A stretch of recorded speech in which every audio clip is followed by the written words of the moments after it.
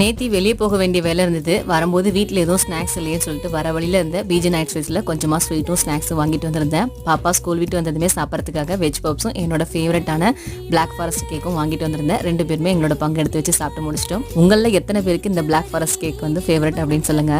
பாப்பாவுக்கு இப்போ எக்ஸாம் நடந்துட்டு இருக்கனால அவ கூட வந்து பார்த்தீங்கன்னா 6 மணிலேருந்து 8 மணி வரைக்கும் உட்காந்துருப்பேன். அதுக்கப்புறமா தான் எந்திரிச்சு டின்னர் பண்ண ஸ்டார்ட் பண்ணுவேன். இன்னைக்கு வந்து பார்த்தீங்கன்னா கொள்ளு கஞ்சி சாதம் தான் பண்ண போறேன். அதை சுட சுட சாப்பிட்டா தான் நல்லா இருக்கும்.